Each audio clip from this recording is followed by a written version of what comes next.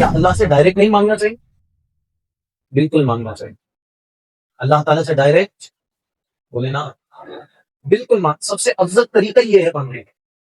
سب سے اچھا عمل کیا اللہ سے ڈائریکٹ مانگا کہ جہاں 40 مومن جمع ہو وہاں اللہ کا ایک ولی مطلب اللہ کا ایک دوست ہوگا. وہ جسے جیسے چاہے نماز ہے جیسے وہ مالک کل کائنات ہے اور بالخصوص مالک یوم الدین کیوں کہ اس دن کوئی سورس کام نہیں آئے گی سوائے اللہ کے نیک بندوں میں اور وہ بھی اللہ کی عطا سے. بسم اللہ الرحمن الرحیم. الحمدللہ رب العالمین. اور جب الحمدللہ رب العالمین کہا تو پوری دنیا جو ہے پہاڑ تک کانپنے لگے. کس وجہ سے کہ جو عالمی طرف ہوا اس پر جاہو جلال کیسا ہوا. تو اس پر الحمدللہ رب العالمین جب اللہ رب العزت نے فرمایا تو پہاڑ بھی کانپنے لگے. تو پھر کیا فرمایا الرحمن الرحیم. سن لو تو رحمان بھی ہے اور رحیم بھی. اب آگے کی جو بات ہے وہ ہے مالک یوم الدین روز جزا کا مالک. جزا کے دن کا مالک. جزا کے دن سے مراد قیامت کا دن ہے. اس دن نیک اعمال کرنے والے مسلمانوں کو ثواب ملے گا اور گناہ گاروں کو اور کافروں کو سزا ملے گی. جبکہ مالک اسے کہتے ہیں جو اپنی ملکیت میں موجود چیزوں میں جسے چاہے تصرف کرے.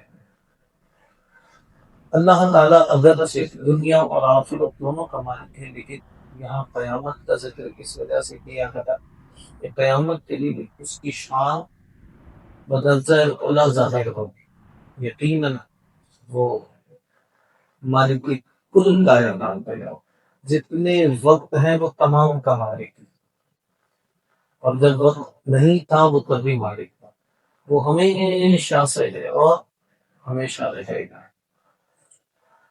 لیکن یہاں جو مالک یوم الدین کہا روز جزا کا مالک کہا اس لیے کہ جتنے بڑے بڑے بادشاہ ہیں دنیا میں انہوں نے بادشاہت دیکھی مقام و مرتبہ دیکھا لیکن اس دن مقام و مرتبہ وہ اللہ کے اللہ رب العزت کی کرم نوازے لوگوں کی. ایسا بھی ہو رہا ہوگا کہ ایک بندہ ہے وہ پوری زندگی نیکیاں کرتا رہا انفیکٹ وہ اللہ کی بارگاہ میں شہید ہو گیا. یہ کتنا بڑا مقام و مرتبہ ہے. لیکن اللہ رب العزت فرمائے گا اسے دوزخ میں ڈال. وہ کہے گا یا اللہ میں تو تیرے لیے ڈرا ہوں تیرے نام پر مر گیا شہید ہو گیا. اللہ رب العزت فرمائے گا نہیں تیرے دل میں کچھ اور مراد کو سچ میں حقیقی معنوں میں شہید ہو. ساری چیزیں ٹھیک ہے لیکن دل میں کچھ اور. تو اب تیرا معاملہ نیکو کاروانا نہیں ہو سکتا. ایسا نہیں. اللہ رب العزت کس کی عبادتیں قبول فرمائے کس کی قبول نہ فرمائے. کچھ ایسے بھی ہوں گے جنہوں نے ٹھیک جملے نماز میں ادا نہیں کیے ہوں گے. کچھ ایسے بھی ہوں گے جنہوں نے نماز ٹھیک سے نہیں پڑھی ہوگی. اللہ رب العزت فرمائے گا ان کو بخشو. اور پھر مالک یوم الدین کچھ ایسے بھی ہوں گے کہ پوری زندگی میں ایک غلطی کی ہو 2 غلطیاں کی ہوں گی اسی پر پکڑ ہوتا ہے. وہ جسے جیسے چاہے نواز ہے جیسے وہ مالک کل کائنات ہے اور بالخصوص مالک یوم الدین کہ اس دن کوئی سورس کام نہیں آئے گی سوائے اللہ کے نیک بندوں کے اور وہ بھی اللہ کی عطا سے. آگے فرمایا ایاک نعبد و ایاک نستعین. ہم تیری ہی عبادت کرتے ہیں اور تجھ ہی سے مدد چاہتے ہیں. اس سے پہلے آیت میں بیان ہوا کہ ہر طرح کی حمد و ثنا کا حقیقی مستحق اللہ تعالی ہے جو کہ سب جہانوں کا پالنے والا مہربان رحم فرمانے والا، اور اس آیت سے بندوں کو سکھایا جا رہا ہے کہ اللہ تعالیٰ کی بارگاہ میں اپنی بندگی کا اظہار ہم کرو کہ اے اللہ عز و جل، ہم صرف تیری ہی عبادت کرتے ہیں، کیونکہ عبادت کا مستحق صرف تو ہی ہے، اور تیرے علاوہ اور کوئی اس لائق نہیں کہ اس کی عبادت کی جا سکے، اور حقیقی مدد کرنے والا بھی تو ہی ہے۔ یہ ہر بندہ مومن اس پر ایمان رکھتا ہے، کس چیز پر؟ کہ حقیقی مدد کرنے والا وہ اللہ رب العزت۔ اگر کوئی یوں بھی سمجھے، اب ہم تو یہ بات کرتے ہیں نا کہ ہم سورسز کو مانتے ہیں، کیسی سورس کو مانتے ہیں؟ تو کھڑکیاں بند کر دیں کہ آواز کم سے کم۔ ہم کیسی سورس کو مانتے ہیں؟ ایک مثال دے رہا ہوں کہ مجھے کسی چیز کی ضرورت ہے اور میں آپ سے کہہ دوں،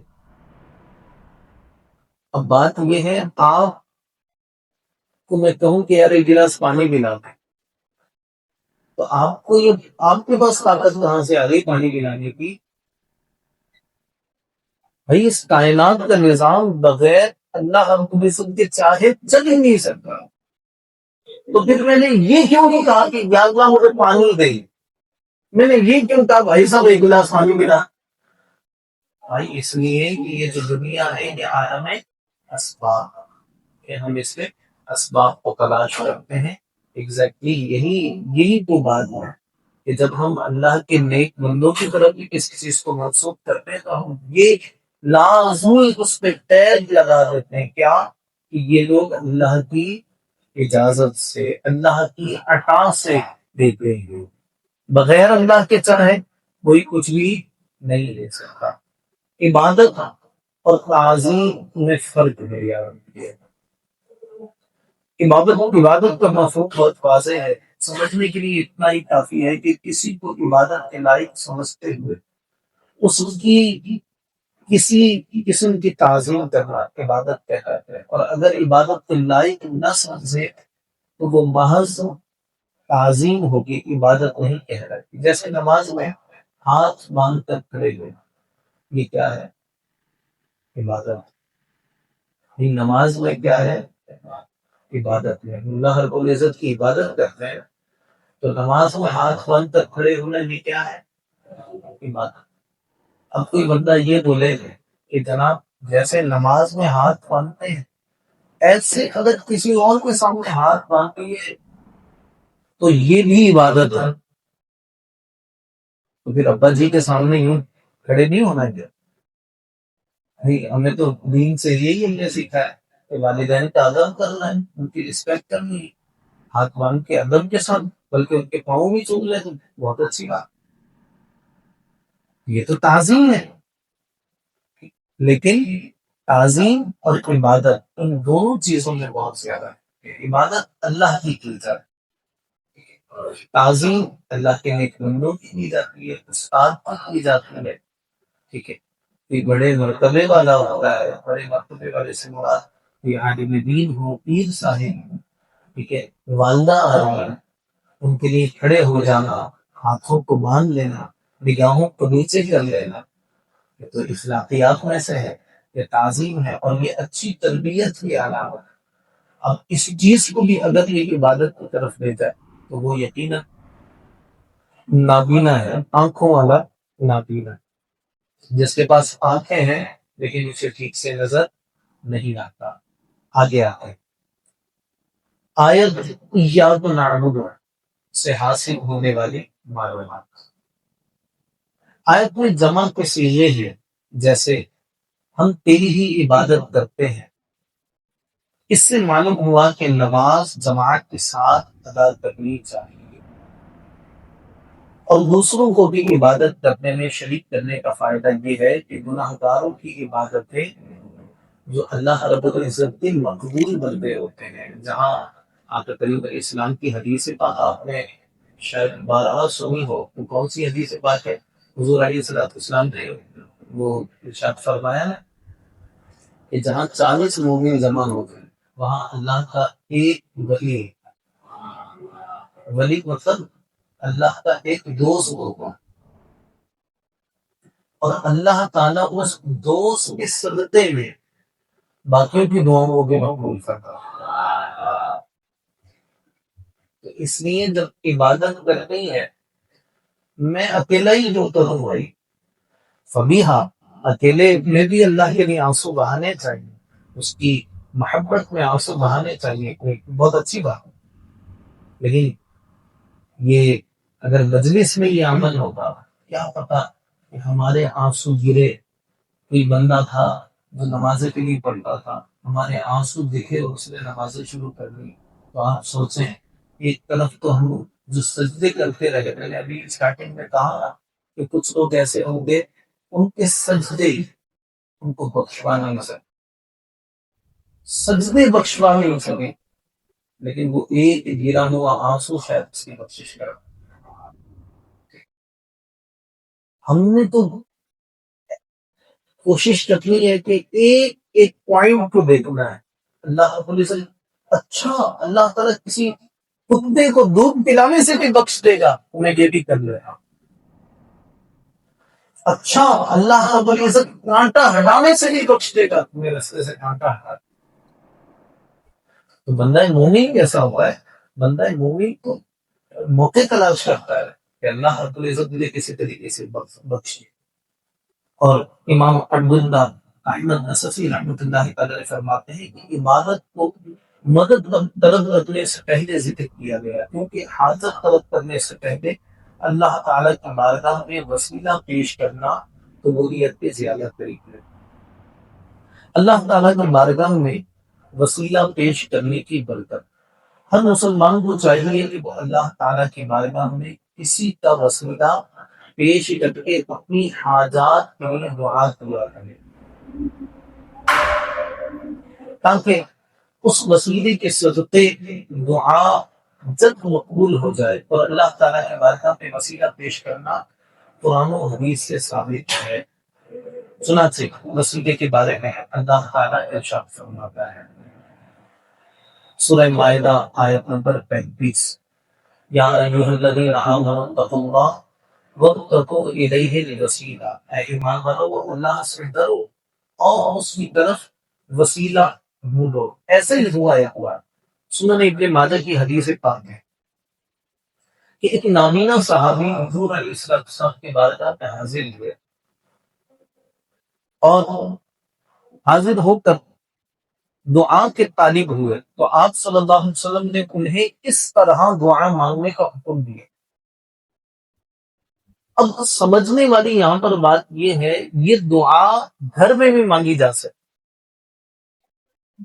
یہ دعا گھر میں بھی مانگی جا سکتی، لیکن حضور کے پاس حاضر ہوئے اور دعا کے طالب ہوئے، اور پھر حضور جان عالم علیہ السلام نے جو جملے ارشاد فرمائے سنیے، کہتے ہیں ابن ماجہ کی یہ حدیث پاک ہے، حدیث نمبر 1385، اللہم انی اسألک واتوجہ الیک بمحمد نبی الرحمہ یا محمد انی قد توجہت بک الی ربی فی حاجتی ہذہ لتقضی اللہم فشفعہ فی، اے اللہ عز و جل میں تجھ سے سوال کرتا ہوں، اور تیری طرف یہ صحابی رسول ہیں اور حضور علیہ السلام تلقین فرما رہے ہیں کہ تم اللہ سے جب دعا مانگو تو ایسے مانگو۔ کیسے مانگو؟ کہ اے اللہ میں تجھ سے سوال کرتا ہوں اور تیری طرف نبی رحمت صلی اللہ علیہ وسلم کے ساتھ متوجہ ہوتا ہوں۔ اے محمد صلی اللہ علیہ وسلم میں نے آپ صلی اللہ علیہ وسلم کے وسیلے سے اپنے رب عز و جل کی طرف اپنی اس حاجت، اپنے رب عز و جل کی طرف اپنی اس حاجت میں توجہ کی تاکہ میری حاجت پوری کر دی جائے۔ اے اللہ بس تم میرے لیے حضور صلی اللہ علیہ وسلم کی شفاعت کو قبول فرما۔ اب یہاں دیکھیے کتنے واضح جملوں میں، کتنے آسان الفاظ میں ہمیں بتایا جا رہا ہے کہ وسیلہ اس لیے ضروری ہے کہ جس کا وسیلہ پیش کیا جا رہا ہے وہ اللہ کا مقبول بندہ ہے، وہ اللہ کا دوست ہے، وہ اللہ کے قریب ترین لوگوں میں سے ہے۔ اب یہاں بات اکثر ہمارے دوست یہ کر جاتے ہیں، کیا اللہ سے ڈائریکٹ نہیں مانگنا چاہیے؟ بالکل مانگنا چاہیے اللہ تعالیٰ سے ڈائریکٹ، بولے نا بالکل سب سے افضل طریقہ یہ ہے مانگنے، سب سے اچھا عمل کیا اللہ سے ڈائریکٹ مانگا۔ لیکن جب ہم یہ دیکھ رہے ہیں کہ ہماری دعائیں مقبول نہیں ہو رہی، تو مطلب یہ ہوا کہ ہماری دعاؤں میں کہیں نہ کہیں کچھ کسر ہے۔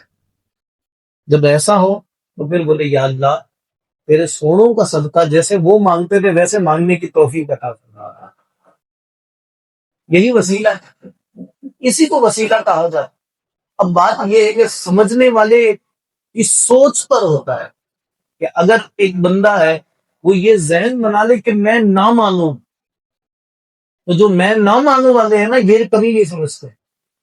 انہوں نے تو آنکھوں سے دیکھا، کیا حضور علیہ السلام کو چاند کے 2 ٹکڑے کرتے ہیں، اپنی آنکھوں سے دیکھا، پیڑ کو چلتے ہوئے دیکھا، لیکن نہیں مانا۔ کیوں؟ کیونکہ ضد تھی۔ کون سی ضد؟ میں نہ مانوں۔ جس کی یہ ضد ہے وہ کبھی نہیں مانے گا، اور کبھی ایسے لوگوں سے، بندہ مومن کو، مسلمانوں کو ایسے لوگوں سے بحث بھی نہیں کرنی چاہیے۔ یہ ان کو ان کے حال پر چھوڑ، ہم عشق کے بندے ہیں، کیوں بات بڑھائے گئے؟ کیونکہ جو سمجھ میں آتا ہے وہ بھائی کرتے رہیں، خوش رہیں۔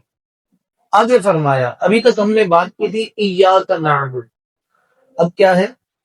وَإِيَّاكَ، بھائی یاد تو سبھی کو ہے، وَإِيَّاكَ نَسْتَعِينُ، اور تجھ ہی سے مدد چاہتے ہیں۔ اس آیت میں بیان کیا گیا کہ مدد طلب کرنا خواہ واسطے کے ساتھ ہو یا واسطے کے بغیر،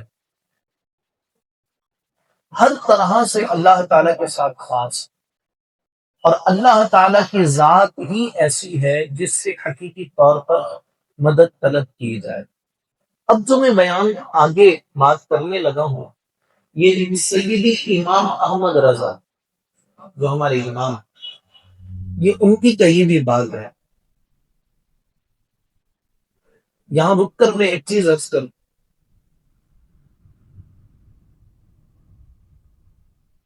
دین کی جو پہچان ہوتی ہے وہ علماء سے ہوتی ہے، ان سے ہوتی ہے، جاہلوں سے نہیں ہوتی۔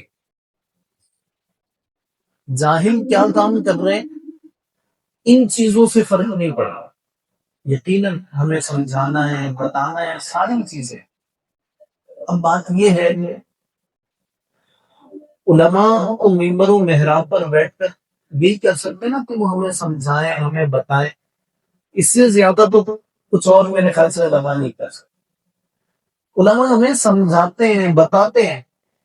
میں کئی سال سے، پچھلے کئی سال سے یہ قصہ جو میرے ساتھ ہوا وہ میں سناتے ہوا آج آپ کے بھی گوش گزار ہے۔ تاریخ روڈ پہ میں امامت کے فرائض انجام دیا کرتا، تو وہاں کو نا بزنس مین جو کمیٹی ہے، ہمارے بزنس مین دوست، وہ ان کے ساتھ ایک پلان بنا کہ سخی لال شہباز قلندر رحمۃ اللہ تعالی ان کے مزار پر حاضری دیتے ہیں۔ ان سب کو ساتھ لیا اور ان کے بہت سارے سوالات۔ تو سب سے بڑا سوال کیا تھا کہ حضور یہ جو سنی ہے نا، وہ سب کو بریلوی بولتے ہیں، یہ مزاروں پر سجدے کا، اچھا وہ جو مسجد جگہ تھی جہاں نماز میں پڑھاتا تھا، وہ نیوٹرل جگہ تھی، جیسے ہماری یہ مسجد ہے تو اس کے لیے اس کے ساتھ ایک خاص ٹیگ لگا ہوا ہے، وہاں ایسا نہیں تھا، تو نیوٹرل جگہ تھی، سب آتے تھے، یہاں بھی سبھی آتے ہیں الحمدللہ، اللہ کی رحمت، لیکن وہاں بدرجہ اولا یہ چیز، وہاں خود کو بریلوی کہنے والے بھی، خود کو دیوبندی کہنے والے، خود کو اہل حدیث، خود کو شیعہ کہنے والے، انفیکٹ آپ شاید اس بات پہ حیران ہو، وہاں گوری بھی آتی ہے، سارے آتے ہیں۔ نماز ہم پڑھاتے تھے تو ہم ہمیں کیا کہ پیچھے کھڑے ہو کے کون پڑھ رہا ہے کون نہیں پڑھ رہا، سارے نماز پڑھے بھائی، اور نماز پڑھتے پڑھتے کیا کرا، یہاں سے یہاں آنے میں ٹائم تھوڑی لگے، انشاءاللہ بہتری آ جائے، اور ہوا بھی اللہ کی رحمت سے. خیر، تو وہاں ہم لوگوں کے بہت سارے سوالات تھے کہ حضرت یہ تو بریلوی خود کو کہتے ہیں کہ مزاروں پر سجدے کرتے ہیں. میں نے بولا نہیں بھائی، یہ دیکھو یہ اعلیٰ حضرت نے کتاب میں یہ لکھا، یہ لکھا، کتاب کی کہاں سے مانے؟ بولے میں نے خود اپنی آنکھوں سے دیکھا ہے. جب آنکھوں سے دیکھ لیا ہے تو مطلب آپ لوگ سکھاتے ہو ان کو؟ اللہ بھائی ہم نہیں سکھاتے یار. خیر وہ ریم بنا سخی لال شاہ عباس قلندر علیہ رحمۃ مزار شریف پر وہاں پہنچے. تو ابھی مزار شریف کے باہر صحن میں کھڑے ہو کے ہم فاتحہ پڑھ رہے تھے، قرآن کریم کی آیات پڑھ رہے تھے. اتنے میں ایک شخص آیا اور اس نے وہ جو دہلیز ہے، جو دروازہ ہے، وہاں پر اس نے سجدہ کر دیا. میں ان کو یہ سمجھانے کے لیے لے کے آیا ہوں کہ یہاں پر سجدے نہیں ہوتے.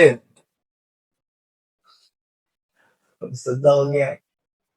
پنجابی میں کہتے ہیں اور میں کیڑے پاسے جاواں تے منجی کے کھیڑا ہو.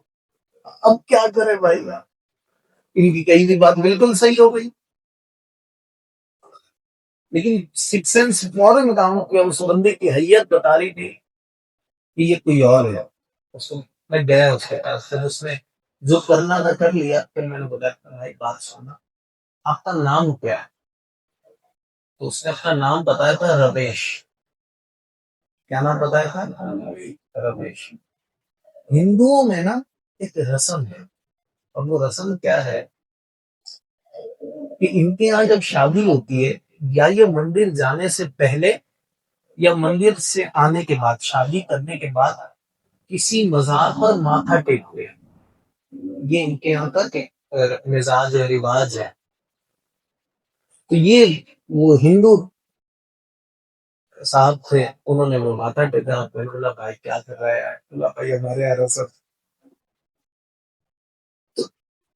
اس بندے کو دیکھا دیکھے آپ یقین مانے اسی وقت 3-4 لوگوں نے تو کر دیا. اور وہ 3-4 کون سے؟ بوڑھے مالے سے مسلمان جو شاید مساجد میں جانے کا ذوق نہیں ہے. اللہ تعالیٰ نے یہ جو بیٹھے ہیں نا آپ کو، یہ چنے ہوئے ہیں. یقین اللہ نے چن لیا ہے، ورنہ ہم بھی کوئی ہوٹل میں بیٹھے ہوئے گپے لگا رہے ہوتے ہیں. لیکن اللہ نے چن لیا، اس میں خود کو کچھ نہیں سمجھنا، یہ اللہ نے چن لیا. تو چن لیا تو ہم نے یہ باتیں بھی سیکھی. اعلیٰ حضرت تو جہاں تک فرماتے ہیں، سنیے، اعلیٰ حضرت فرماتے ہیں جب کسی اللہ کے نیک بندے کے مزار پر جانا ہے تو کم از کم 3 ہاتھ دور کھڑے ہوئے. ایاک نعبد و ایاک نستعین، ہم تجھی سے مانگتے ہیں، تجھی سے مدد طلب کرتے ہیں. اور جب مزار پہ جاتے ہیں تو 3 ہاتھ دور کھڑے ہوتے ہیں، تقریباً جہاں آپ بیٹھے ہیں وہاں سے اتنا دور. جب کسی مزار پہ جانا ہے اتنے دور کھڑے ہو گئے، اور پھر وہاں پر کھڑے ہو کر دعا کیا کرنی ہے. دعا کا طریقہ بھی ہے، قرآن کریم کی آیات پڑھی اور ان آیات کا ایصال ثواب مزار والے بزرگ کو کیے، اور پھر بولا یا اللہ اگر یہ تیرے نیک بندے ہیں، یہ تیرے دوست ہیں، یہ تیرے محبوب ہیں، یا اللہ تو مجھے بھی اپنا دوست بنا لو. کتنا سونا طریقہ ہے، کتنا پیارا طریقہ ہے. یہی ہے بس، اور کیا ہمیں پڑا. اور میں بزرگان دین اور کیا سکھا. وہ ایک شخص کا وہ کہنے لگا احمد رضا تم ایسی باتیں کرتے ہو، اعلیٰ حضرت سے کہنا ہے ایسی باتیں کرتے ہو. جب حضور کے دربار پہ جائیں تو کیا کیا جائے؟ تو پھر اعلیٰ حضرت نے فرمایا جب حضور علیہ السلام کے دربار پہ جایا جائے تو جالیوں کو ہاتھ بھی نہ لگائے. کہا جالیوں کو ہاتھ نہ لگائے، کیوں؟ چومے بھی نہیں. کہا اعلیٰ حضرت نے منع فرما دیا. کہا کیوں؟ کہا اس لیے کہ نہ میرے ہونٹ اس قابل ہے نہ میرے ہاتھ اس قابل. یہ جو نیک لوگ ہوتے ہیں ان کی سوچ کیسی ہوتی ہے. اور خدا کی قسم اگر ہم خود کو جو رضوی کہتے ہیں، احناف رضوی جو ہم خود کو کہتے ہیں، اگر ہم نے تعلیمات اعلیٰ حضرت پر عمل کرنا شروع کر دیا، آپ کو جاہلوں کو تو چھوڑ ہی دینا، آپ کو دوسری طرف کے جو خود کو عالم کہتے ہیں نا وہ بھی نہیں نظر آنے ہوگے کہ جو ہم پر ایلیگیشن، وہ بھی ہمیں کچھ نہیں کہہ سکتے. لیکن اس کے لیے کیا کرنا ہے؟ تعلیمات اعلیٰ حضرت کے ساتھ ساتھ چلنا ہے. ہم آج کل ہم نے یہ ڈھول بجانے شروع کر دیے. کون سے ڈھول؟ کہ نماز کو اللہ کی ہوتی ہے اور یہ سب جگہ ہو جاتی ہے. تو یاد رکھیے، میں آپ سے ایک چھوٹا سا سوال کرتا ہوں. جو بھی ایسا سوچتا ہے یہاں پہ نماز اللہ کی ہے، کسی کے پیچھے بھی ہو جاتی ہے، کسی داڑھی بڈھے کے پیچھے نماز پڑھ لے، کسی زانی کے پیچھے نماز پڑھ لے، کیوں؟ نماز تو اللہ کی ہے. کسی کے پیچھے بھی ہو جاتی ہے. پتا چلا جو امام ہے نا نماز کو پڑھا رہا ہے، اس کے افعال کو بھی دیکھا جائے. اگر اس کے افعال ٹھیک نہیں ہے تو ہم نماز نہیں پڑھیں گے اس کے پیچھے. اور جس کے افعال جس کا ایمان ٹھیک نہ ہو، اس کے پیچھے نماز نہیں ہو سکتی. ٹھیک ہے؟ اعلیٰ حضرت نے جو ہمیں تعلیمات دی ہیں، جو ہمیں طریقہ بتایا ہے، اس پر عمل کیجیے. اللہ تعالیٰ ہمیں خوب برکتیں عطا فرمائے.